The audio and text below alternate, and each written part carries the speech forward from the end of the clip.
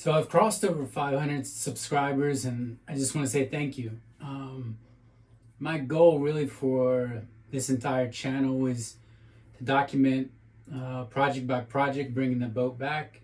I've been out on the ocean with the boat, so I know what it's like, and that's a big motivation. But the questions and other Westsail owners and other boat refitters, it's awesome to see the progress you make, because that's infectious. You know, it makes me want to get back at a lot of the projects I have going on right now. If this is your first time watching the channel, I have brought this 1974 Westsail 32 back to my farm, and I have all the space to store a lot of the parts that I'll be putting back onto the boat. My goal for the boat is, projects aside, the ultimate goal is to have something very minimal, that's very seaworthy. I know all the ins and outs, have redundant systems, backups to backups. All of that goes without question, but ultimately, you know, I want some nice tech on it.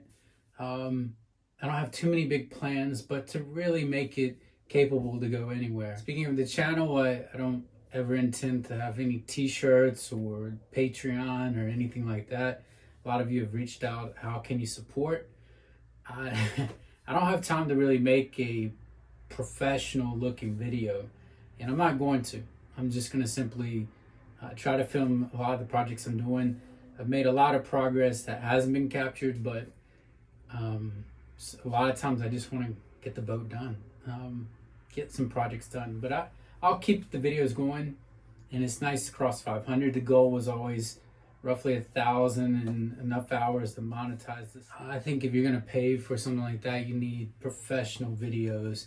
This will never be. I care more about the feedback. I care if maybe you have a better idea for where my battery bank should go, or use this varnish instead of this oil, or whatever it might be. I never thought that this channel would allow me to meet other people refitting boats and seeing what they do, and, you know, quick email, and I know kind of the product they use, where they got it, how many layers, you know, what tips and tricks, how many seasons did the product last, things like that. So the channel's been exciting to kind of capture the progress, and I'll keep doing that. So thank you for watching.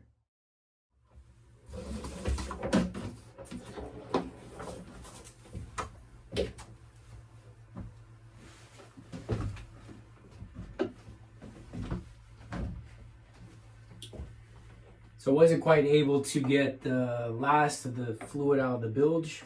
I want this sucker bone dry. I'm even gonna get a moisture meter.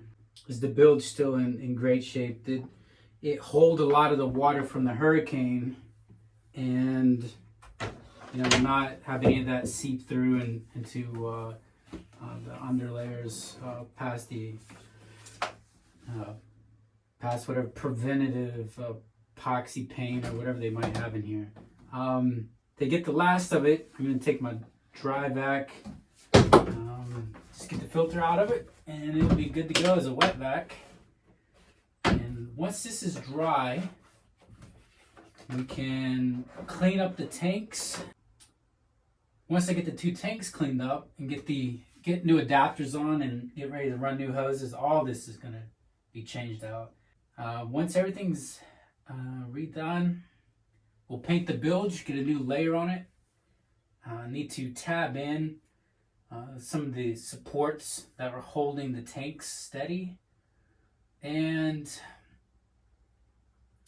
I think what I might do is actually just run new blocks that have been glassed.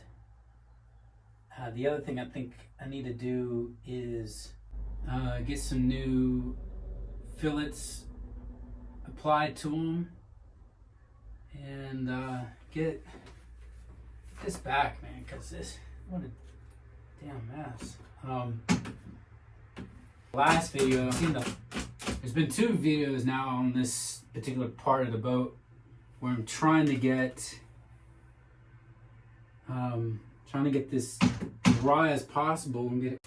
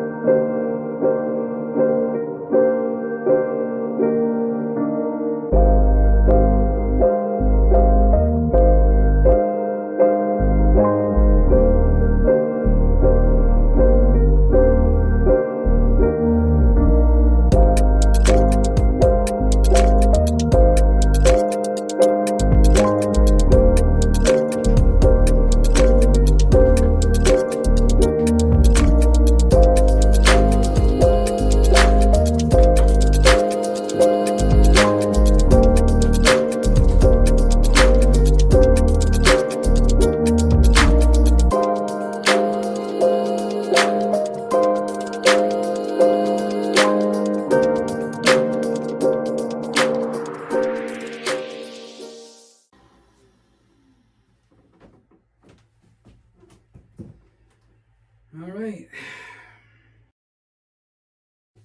Now, after this second water tank is another little deeper bilge pocket. Make sure that one's cleaned out. But the bigger project's back here, and I'll show you what I'm talking about. Get all this cleaned up.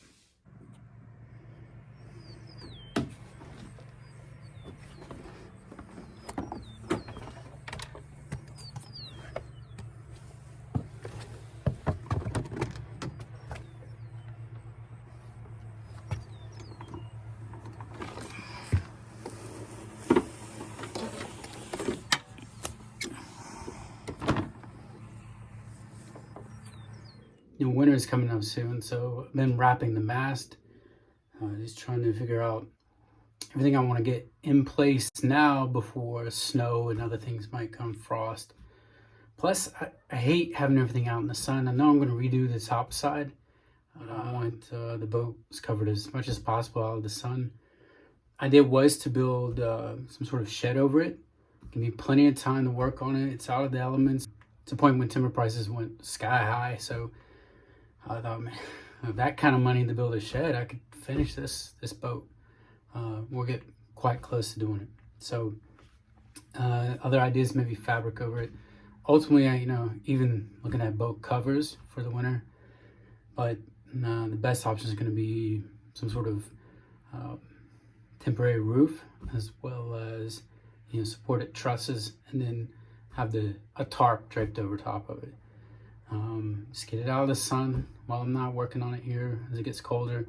I would love to get the bottom painted, but I'm still, the temperature needs to be the right temp for it. And I haven't even glassed the puncture marks and dock rubs and everything left over from the hurricane. So I need to get that done first.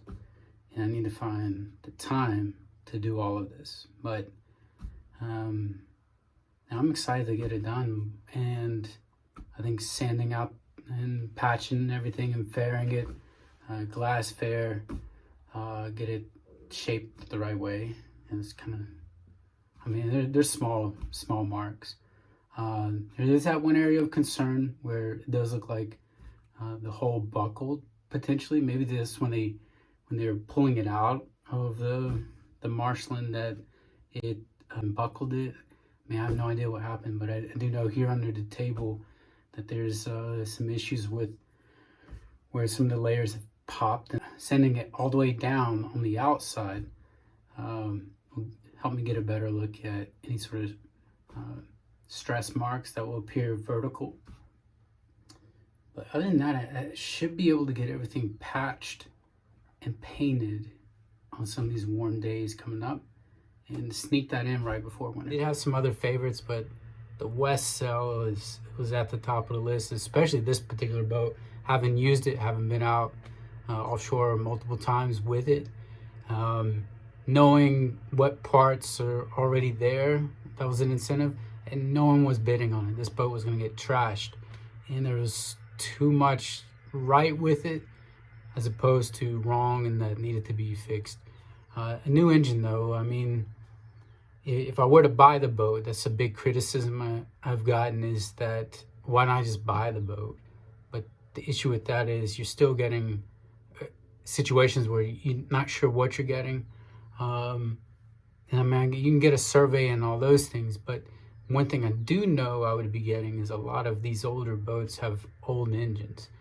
And I would have to bring it here anyways for a refit. And the big ticket items have been paid for. This is what I really want to get done. I do have a jig. The jig will line up with the coupler there. Now, this is not the final drive shaft that I'll be using. But you see here where these mounts are. Those need to be slid back roughly 1/4 of an inch.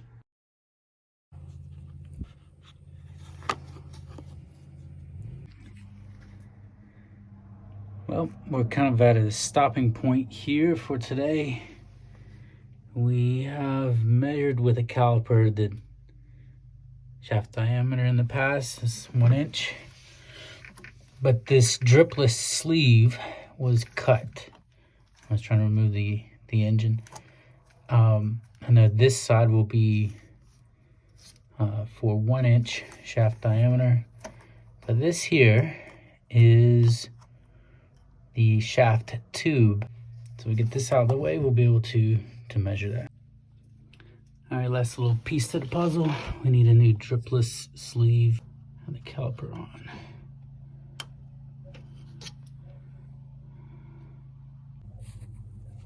All right, and that's kind of where we'll have to wait a little bit, get this part in. I can't set up the jig until I redo the aft part here. My concern is, I believe I ordered a coupler. If not, that removing this coupler from the old shaft, I've heard is extremely difficult. So we'll have to do it later. We have a lot to do.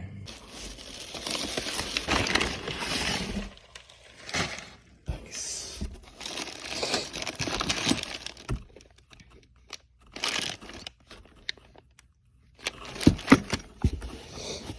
We have our split backstays. And these should be the chain plates.